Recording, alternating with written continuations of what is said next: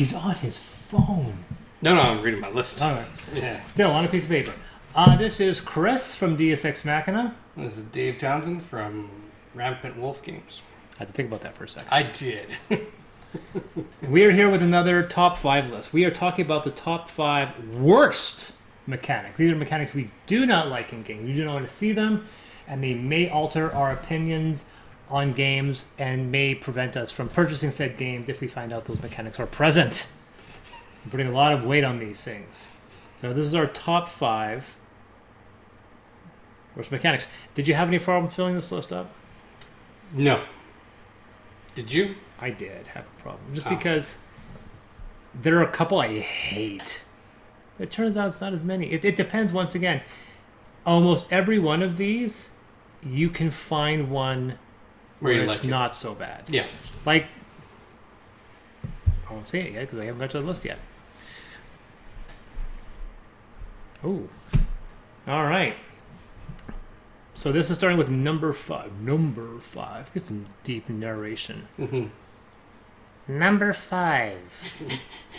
I don't know why I dislike this mechanic. I think it's because I've played games where the mechanic wasn't very good. Mm-hmm. That's simultaneous action selection. Mm-hmm. Now, I'm not talking about the cooperative version of this in something like Robinson Crusoe, where there's no turn, everyone's going off at the same time.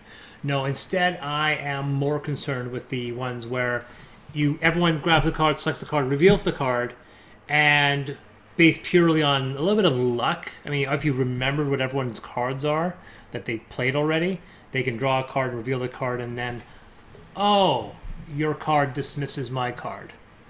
Right? Now, oddly enough, this, once again, a better example of this is Grimslingers, which is a game which very much has it.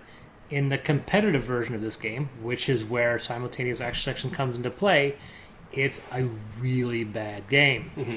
The cooperative version, which doesn't really need simultaneous action selection because players are cooperative, it's not a big deal. But the whole simultaneous action selection, of course, it's designed to have a player knock out another player and basically have turn elimination. And turn elimination is the one of the worst. It's actually not on my list because it's a side effect. Mm-hmm. No one says, hey, this game has this has turn elimination.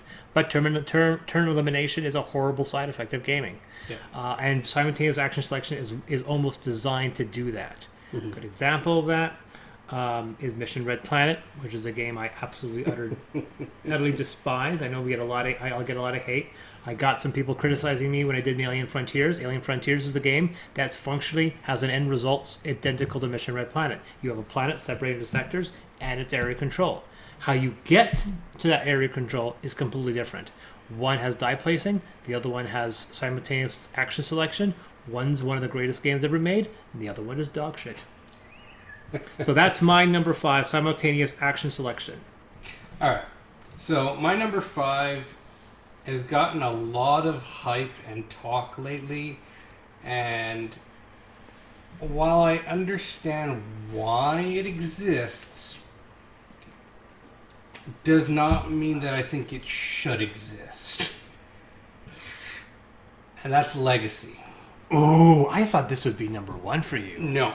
I didn't put it on my list because it kind of got bumped out for other little mechanics. Legacy is a big encompassing mechanic. Yeah. That's smart. You're smarter than me, Ken. The reason why is I can never understand why you would want to pay money for a game you can play once. Now, having said that, I do own several Legacy games. However, they don't get played. So in our last review, you took a big, massive coiled steamer on Charterstone. Yes. And Charterstone is a perfect example. We talk about a game that's Legacy, where the selling point is Legacy, and it's not a good game. I'll say the fact that we don't own any Legacy games. It depends on what you define as Legacy. If a Legacy is you're destroying the game in some capacity that you can never go back, Yes. I totally agree. There are some ones where this is a story-based game. Once you know the story, you kind of know what it is. It's not Yep. really legacy; it's a side effect of it being a story-based game. Correct, like Legends of Andor. Like Legends of Andor, Time Stories is a perfect example. First Martians has a legacy thing, but the legacy is open up envelope, pull out this mission's parameters. Yeah.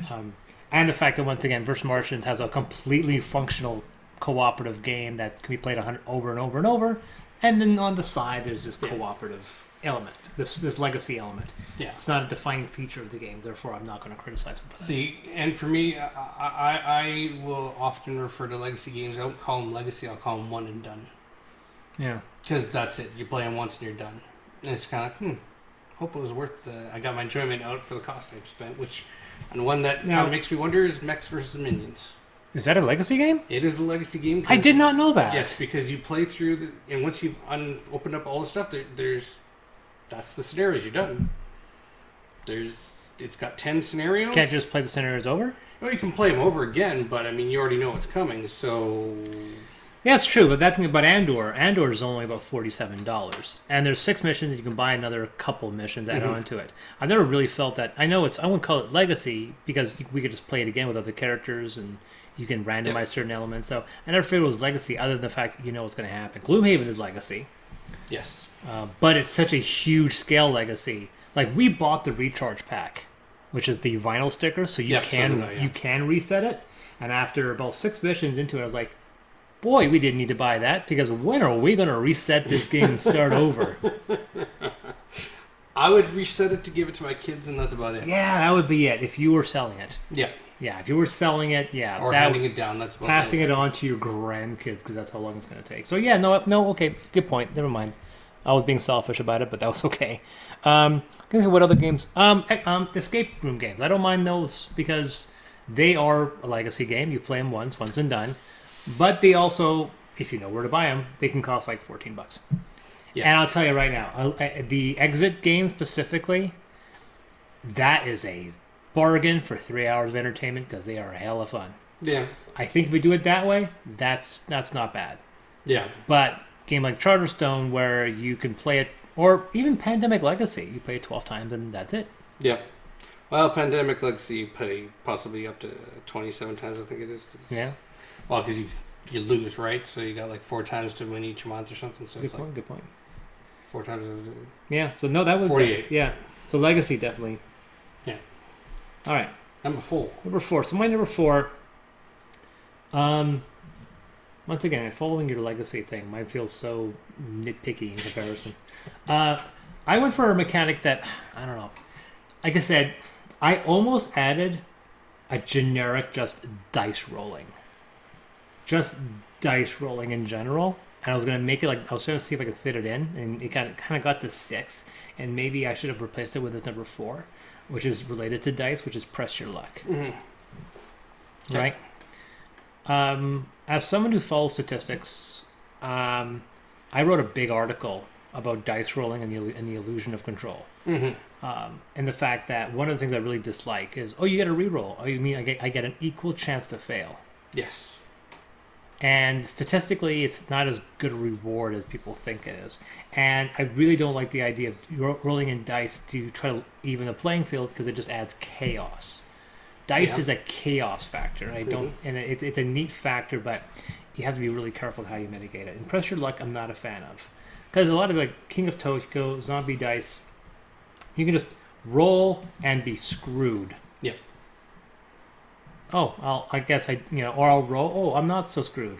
I'll take these. I'll roll again. I'm screwed. It's all about.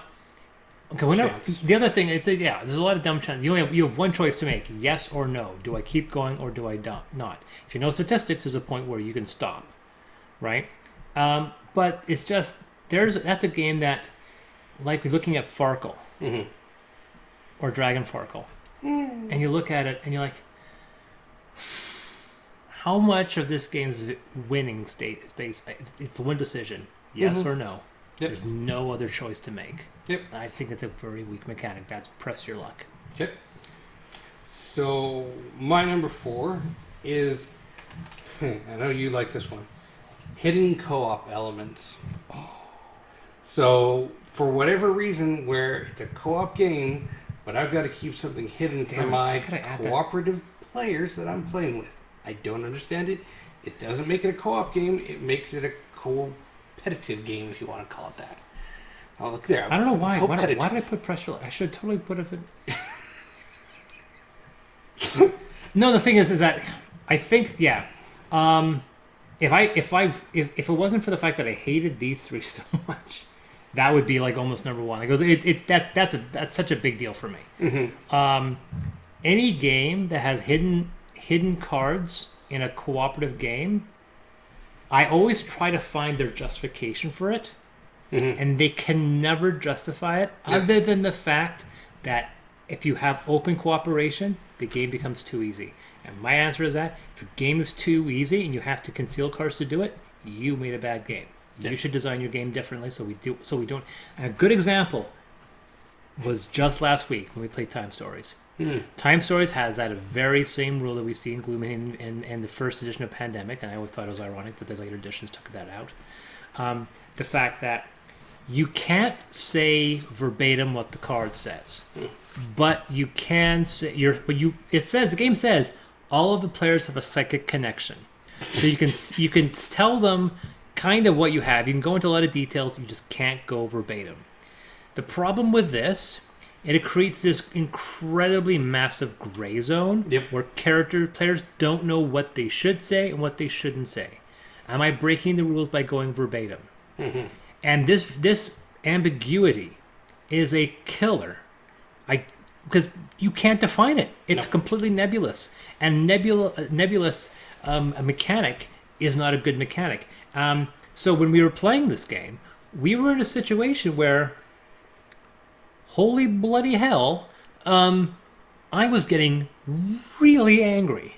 I was getting angry at two of the other players because they weren't sharing anything, because they thought they couldn't. And I said, you can share things. So they give me these loose clues, and I was like, you can say more than that. Please. We're losing this game. And I thought he wasn't supposed to say anything. You have a psychic connection, but you say don't get verbatim. And we were having an argument because we couldn't define what that really meant. What's the line to cross? Yeah. Right? And I got really annoyed at it. And then going back to Gloomhaven, which has the same rule. Yeah. Right? And nobody I know plays with that rule because everyone's like, man, we don't do this in D&D. Why do we have to do it here? Are we cooperating? So, no, I can't believe it's your suck. It was your number, but I ranted the most on it. All right, number 3. My whole rant on your. Maybe just go through your list and I just crap on it. Ironically, deck building. Yes. But specifically competitive deck building. Very specifically competitive deck building with too much randomization. I sometimes rally against the lack of originality in some game designs. I like the fact that a rule, you make a mechanic, it's not copyrighted. You're contributing to this zeitgeist, to this communal social experiment of game mechanics that we all can play with. So the guy with Dominion makes deck building. It's novel, it gets a lot of credit, and then people are like, you've contributed that to the public domain effectively. We can now use it. Mm-hmm. And I can appreciate that because allows game designers like me to go, okay, is there something within this that I can piece out and play with? Yeah. And there's some games like Super Motherload that play on that, or Xenoshift, which really plays on that. And it's such a better game. And then there are games that are just like, no, I'll just repeat exactly what he just did and tweak one thing. Mm-hmm. And one of the worst tweaks out there is when they take the fixed stacks and made it to a random floating flop of 5 that constantly shift over depending on what you buy. Mm-hmm. And as you add in more randomization, you create more random variables, and at that point, it doesn't become... you might as well just roll craps and see who rolls highest, because at that point, that's basically what it is. You have very few decisions to make. You have a flop of 5, you have your allotment, and the worst example of that was Harry Potter Legend of Hogwarts, which was a really enjoyable game until you got to the later missions, and then with the new monster expansion, when there's 1, 2, 3, I think 6 variables on each turn that you have to mess with, and you only have one decision to make. Which card am I going to get? And how am I going to play these in this order? And they've added more and more crazy things that can detriment you. There have been games of Hogwarts where the first round, 2 characters got knocked out. Like in one turn, Nothing. We had no control. That random variable cooked off with this random variable, cooked off with this random variable, and everyone lost 10 health. Yeah. Like, oh, that was a fun game. So deck building is a really nice idea. Just like an engine builder, you have a really wonderful mechanic, but you have to mitigate the amount of randomization in this game to make it work. Otherwise, you're just creating just a mess of chaos. Yeah. Perhaps. I know you don't agree with that. Considering you just said deck building was one of your favorite mechanics, and I say deck building is good when, like if it's competitive, use super motherload. If it's cooperative, you can get away with it because cooperative game has a lot more tolerant for more random variables. Cooperative games can have 3 or 4 more random variables. Competitive games shouldn't have very many at all, right? Either have the random variable be the establishment of the setting, the scenario of the game where the resources are randomized. But the randomness of that of the river, the cards and the flop in the center gives it so that it's not always just going to be the person who knows the game the best who wins. And that's my problem with Dominion. I have a friend who, when he plays Dominion, he can cook off a set of cards that will be 30 cards generated because he just keeps drawing more and more cards based on how he's got his deck built. And it's just like, all right, so I'll just kind of sit here and twiddle my thumbs while you just win the game. Yeah. And to me, that's a problem because of those set stacks. So I do enjoy the randomness of the center because it breaks that person who has played the game so many times that they can build that engine mechanic. See, my issue there is that randomization then becomes the deciding factor of who wins the game. That's why I said the fact that when we were talking about this before with Star Realms, the fact that I will never believe that the same 4 guys will always get to the final table of Star Realms in some big tournament. It won't be. It'll be a complete random crapshoot, right? You can know statistically which cards are going to be better if you put them in your hand, but you have 2 variables: your available of spending resources, and if that card's on the flop, and then it's your turn. Those 3 variables can work against you. And in Star Realms, they kept on adding more random variables. Yeah. Oh, here are gambits. He's got 2 bad gambits. I have 2 good gambits. Oh, he gets he can't buy anything on his turn. He does 2 damage. Big whoop. I have 5 cards plus 2. I just got a 7 card. The game is over. Yeah. It doesn't even matter if I know statistically if that card's better. Mm-hmm. There are certain just natural advantages. The moment you go above a 4 card cost in Star Realms, the cards get crazy. Yeah. I play against the AI in Ascension, and the AI in Ascension, I beat the AI in Ascension 90% of the time because it's too dumb to know certain cards are killer combos. Mm-hmm. It is designed to try to kill monsters as soon as possible. And if you go in with the idea of making your deck worth more, you will beat the AI every single time. Yeah. And because it's all about card milling, getting rid of the crappy cards and just creating an engine. So I've done that. There's actually a combo in Ascension where I just literally every turn my entire deck comes out. Yeah. But yeah, I totally. So for me, deck building, competitive, and examples I gave were games like Star Realms, cooperative games like Hogwarts Battle. If you're going to put that in, you got to mitigate the randomness somehow. If you don't, it just becomes a slog. Okay. For me, number 3 is, and it's very specific, is rolling at the same time your attack and defense. So games like, and this is just one for me, I hate it, it's just because a game like X-Wing or Descent, like attack to defender rolling. Yeah, because the point you must really hate this if this is above Legacy. It's because it's such a stupid I rule. thought you really hated Legacy. Well, I do, but it's stupid that they put it in the rule book that you roll at the same time because no one ever rolls at the same time. So this is a nitpicky one for me. This is very nitpicky. This is shocking. This is a very nitpicky one. Because it's like, okay, we're all supposed to roll at the same time. It's like, invariably, always the attacker's like, roll. It's like, oh, okay, well, even if you borrow roll in the defense because I missed. So then why are we even bothering with the defense roll? I get it, but I find it to be a waste of it's like that part where in the rule book in every game always says, put the game board in the center of the table. Okay. I thank you, Obi-Wan, for telling me. Yeah, it's just like, where I thought I'd put it over there because, I want to play the game here, but over there. So that's my, like I said, nitpicky. I'm going to make sure when I write my rules for my game, I'm going to say, put the game board in the center of the board. Actually, I'm going to say, place the board 3 inches off center to the center of the board. You're like, oh, God, I got a tape measure? What does this mean? And they're like, there's no reason for it. I was just being facetious. All right. Number 2. This is interesting because this was on your top 5 best mechanics. Trader mechanic. You are correct, 100%. It is Trader Mechanic. Betrayal at House of Haunted Hill, Shadows over Camelot. Here's the thing. I like the idea of hidden movement or 1 against 4. Right? There's we know there's no traitor. There is some guy who's against us. I like those because it's a play on the DM. Mm-hmm. Or the DM could finally acknowledge that he's trying to kill the players. Yeah. I actually can appreciate that, despite the fact that when I ran games, players very seldom died. I like the idea of a game where it's a traitor mechanic, where the traitor is working against you, then must reveal himself at a certain point, and then makes the game more difficult. Mm-hmm. My issue with those games is the game's already difficult.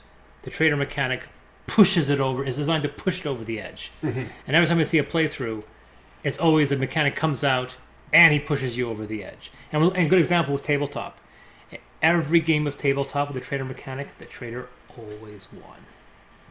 I watched those episodes. Yeah. There was not a single example. Either Will Wheaton was the traitor, like in Dead of Winter, and he won. Mm-hmm. And he even says himself, he feels bad winning those games. Mm. So the traitor also has to be a situation where, do you want to be the traitor? Do you want to destroy these games as a victory for yourself?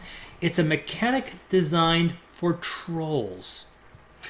But I don't know, because we played Shadows of Camelot the other night, and you can't say the person who was the traitor was a troll. She played it she really wasn't. Well, but I'm she thinking was very helpful. Right up at the end, they were just kind of like, it was a brilliant maneuver. She was brilliant. She paid it. She did not reveal it. She waited until it was near the end. That's how you do it. Yeah. But the point was, we were close to losing the game anyway. She could have just played her time and go, "Oh, I'm the traitor." Just like, yeah. It was like, she was the Spartans, and we were the Persians. She's just like, into the ocean. Yeah, it was a brilliant play on her part, and I was a bit flabbergasted. But it robs us of that cooperative victory, like. And that's one of those things, the fact that I know, I paid into who goes there, and if we get the chance to play it, it's going to be such a grind, because I know Nicole's going to hate the game. Because she's going to dislike, she's going to be the alien, and she's going to not want to be it. Jen's going to be the alien, and she's going to take way too much pride, and she's going to find a way to infect her husband somehow. And then they'll find a way to get on the boat, kind of thing. Yep. And I'm just going to be like, this is going to suck. And then, of course, we're all going to be the thing, and then we're going to somehow lose the game because the game doesn't understand. Could not figure out a way to make the game work.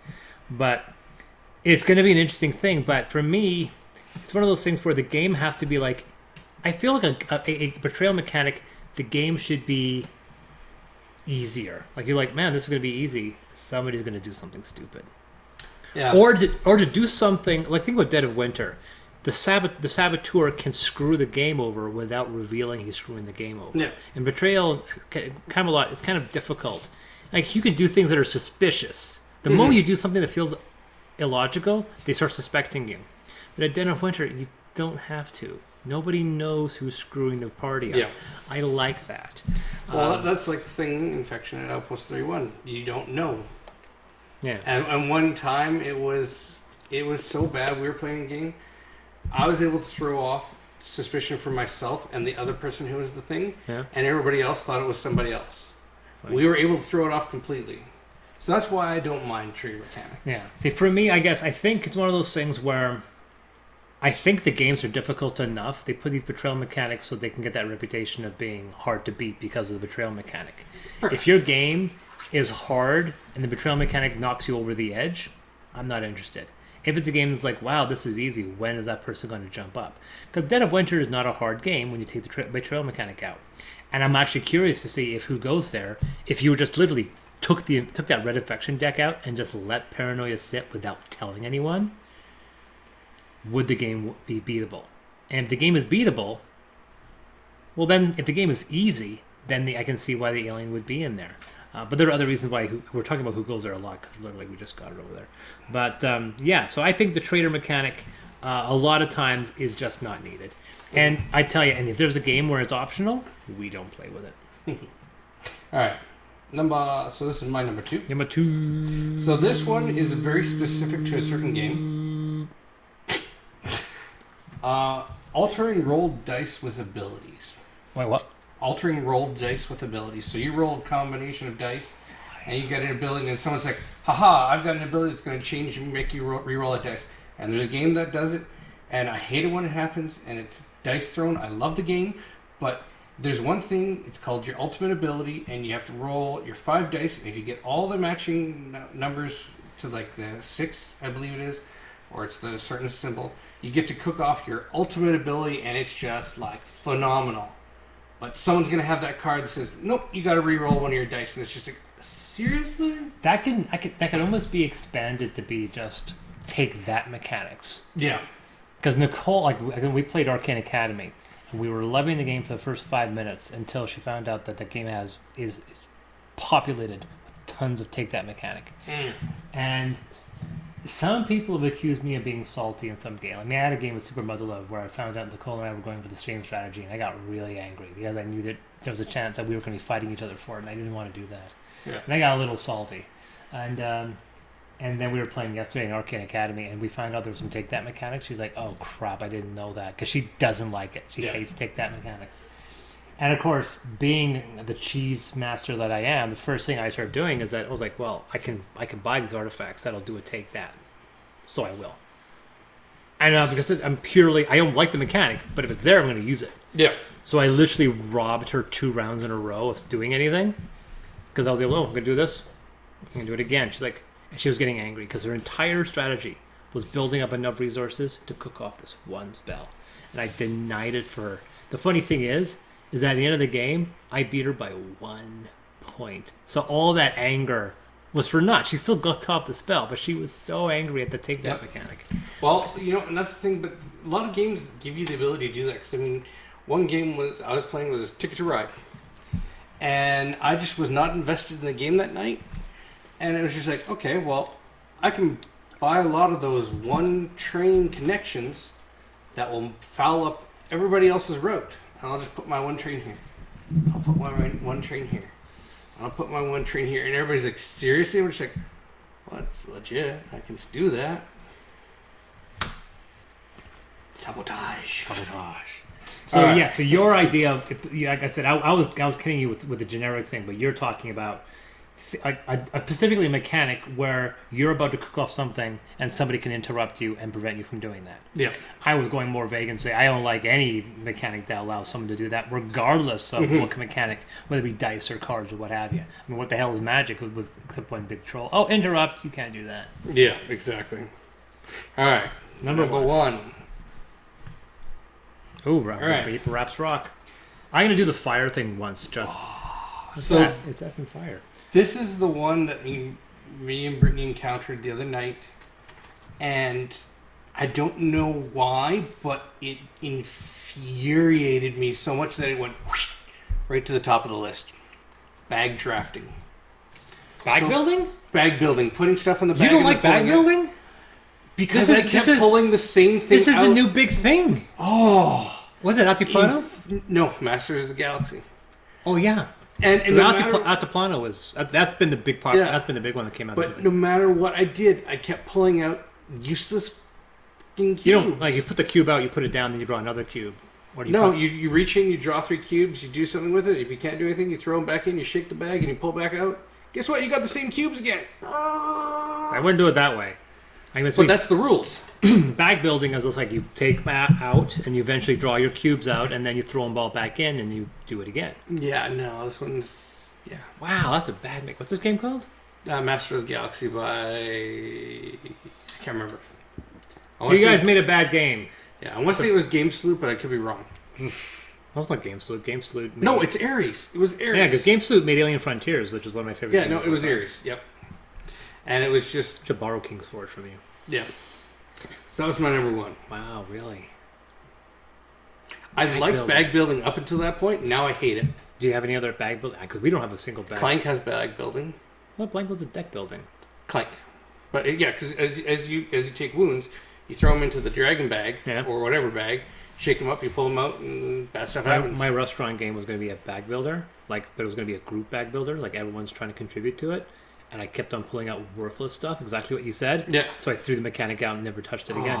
So I can see your point. But then I realized that I was adding too much complexity and I didn't need to do that. So yeah, no, I can see that. I've never tried the mechanic out, but I can see that. Yeah. My number one is such a bad idea. There's no place for it in any game, and no one can justify it any other way. Like literally, the moment you start justifying it, I'm like, stop. It's almost like, I'm not a racist, but stop. Just stop. You're just going to dig yourself a hole. Like whenever you make an argument that is without reproach, you're like, no, there's a no, stop it. You're about to make a fool of yourself. Don't do it. And that is player elimination. Any game where a player is eliminated from the game is never a game you should play. And if it's a 2-player game, 1 player eliminated, that's the end of the game. But a 3-player elimination, how long will that game run? Is it a 15-minute game? Is it a 20-minute game? I would say that unless it's a 5-minute game. I mean, I actually own a few of these. I mean, what is it? The magic, the really goofy magic game where you're letting out spells. People are attacking other people. So there's a moment where there's a player elimination. Mm-hmm. I can tolerate that purely because the game is so entertaining for other people to watch as a cursory. But there's some games where if you're not actively involved, it's boring. Mm-hmm. Cooperative games generally have the shared rule that no, if you're eliminated, everybody loses. Or, oh no, you're out, but you're not. Like in Time Stories, you're out, you'll be back in 5, you'll be back in 6 time segments. So you're not going to be out, you'll be back. Or, oh, that person's out, no, that character's eliminated, you are now Chris version 2. Or some other guy representing you. Some mechanic to get you back in the game. Any game that says, no, that player's eliminated, he can just sit on a chair and watch. But see, player elimination can have its place. See, no, yes, wait. Because if one player is eliminated, everybody loses. That has its place because that forces you to be a team. No. If a player loses, everybody loses. That's fine. Yeah, that's still player elimination. No, that's end game. Now, the end game. I'm talking about a game where there's player elimination and then the game continues, and that player has to sit out the rest of the game. True. That's bad. And oddly enough, we are once again bringing up Who Goes There, which is probably the most egregious example I've ever seen, although you said it happened to you, but it didn't really happen to you. If it's a 3-hour game and you have player elimination, that's bad.